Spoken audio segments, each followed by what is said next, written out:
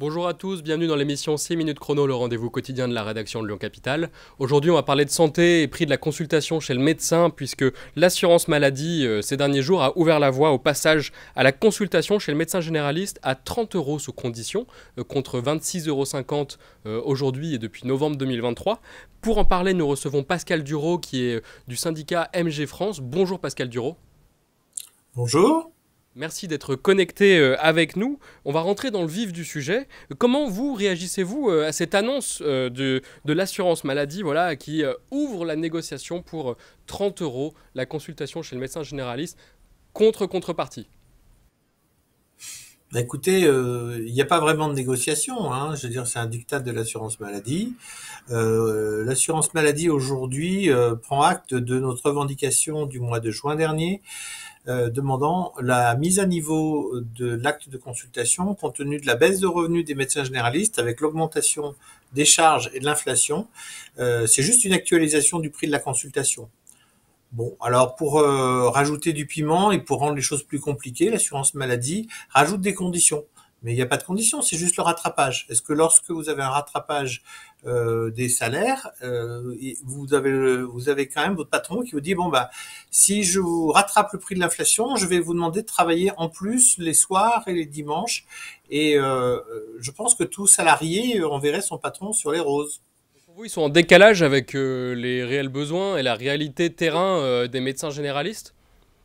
Bah, aujourd'hui, si vous voulez, un médecin généraliste travaille, qu'il soit libéral ou salarié, c'est à peu près de la même rémunération finalement. Il n'y a que le temps de travail qui change, mais environ pour 34 euros de l'heure. Ce travail aujourd'hui est 34 euros de l'heure. Nous, on demande juste qu'il soit remis à niveau. Parce qu'aujourd'hui, les médecins généralistes, c'est une profession qui n'est plus intéressante. Et les jeunes, bac plus 10, quand vous leur demandez, en plus de faire des gardes, d'assurer la responsabilité personnelle, de ne pas avoir de congé annuel, de ne pas avoir de garantie d'assurance maladie, pas d'accident de travail, pas de comité d'entreprise, aucun avantage social, et vous leur dites, allez-y, on veut un choc d'attractivité, allez, ben on va vous mettre des conditions pour être payé juste le minimum de ce qu'on devrait vous payer. Je crois que l'assurance maladie, elle n'a pas compris le niveau de la difficulté. Et aujourd'hui, s'il y a des déserts médicaux en France, c'est en grande partie grâce à l'assurance maladie.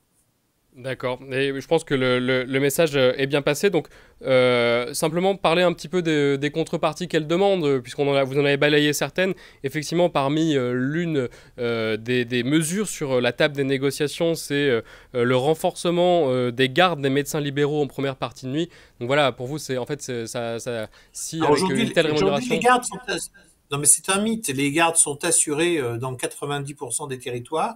Il y a 10% de territoires qui sont en grande difficulté. Et là, qu'est-ce que vous voulez faire sur un secteur de garde où il reste un ou deux médecins? Vous voulez mettre le médecin de garde tous les soirs? Vous voulez l'obliger à dormir dans son cabinet, à vivre 24 heures sur 24 dans son cabinet? Je veux dire, 88% des territoires sur le territoire français sont couverts par une garde et qui fonctionne.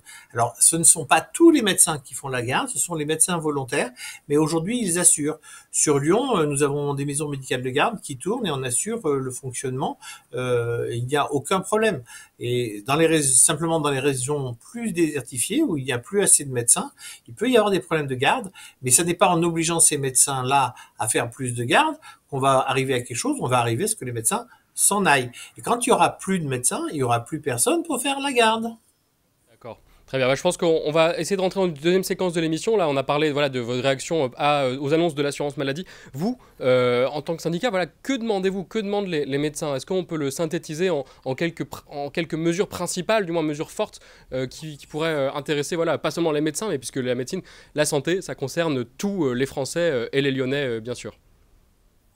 Aujourd'hui, ce que demande MG France, c'est une revalorisation et une reconnaissance du métier de médecin traitant. Aujourd'hui, on nous dit qu'il manque des médecins traitants, mais il n'y a aucun acte spécifique du médecin traitant. Une consultation de médecin traitant, c'est pas 5 minutes pour une angine. Moi, quand je fais 5 minutes pour une angine d'un patient que je ne connais pas, que je ne suivrai pas, dont j'assurerai pas le suivi, j'assurerai pas la continuité, oui, bah, effectivement, si j'ai payé 30 euros, je suis bien payé. Mais par contre, quand je dois faire des consultations complexes, pluripathologiques, qui durent des fois 30, 40 minutes, des consultations de psychiatrie ou des consultations de dépistage pédiatrique avancé, je suis désolé, nous avons réclamé une consultation longue à 60 euros, qui est la reconnaissance professionnelle de notre métier. En l'absence de cette reconnaissance, le métier sera amené à disparaître. Et je crois qu'aujourd'hui, il faut que le gouvernement comprenne ses responsabilités et que l'assurance maladie comprenne sa responsabilité. Ils ont déjà causé la plupart des déserts médicaux en France entre le gouvernement qui a réduit le numerus clausus et l'assurance maladie qui a maintenu dans un état économiquement servile les médecins généralistes. Bon, maintenant, si on continue d'aller plus loin, mais il n'y aura plus personne. D'accord, c'est le risque qu'on court. Est-ce que vous pensez que peut-être la nomination de Frédéric Valletoux comme ministre délégué à la santé, qu'il a été nommé voilà, il y a quelques jours, à peine moins d'une semaine, au sein, voilà, comme ministre délégué à la santé, est-ce que ça pourra changer quelque chose, cette nouvelle nomination? Il va falloir que M. Valletoux il regarde un peu ce que font les médecins libéraux, parce que pour le moment, Monsieur Valletoux, il s'est toujours exprimé en rejetant sur les médecins libéraux toutes les fautes du système et tous les dysfonctionnements du système. Monsieur Valletoux, c'est quand même l'homme qui est anti-médecin libéral.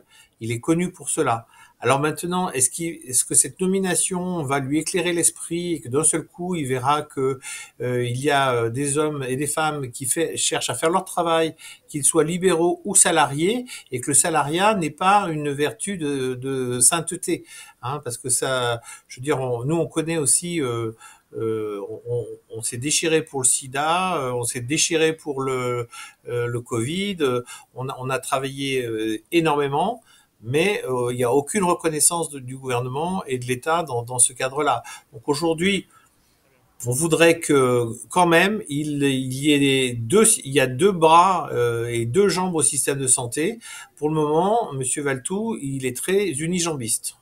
Très bien, ce sera le mot de la fin. Merci beaucoup Pascal Duro pour nous avoir donné votre avis et avoir réagi aux annonces du gouvernement dernièrement.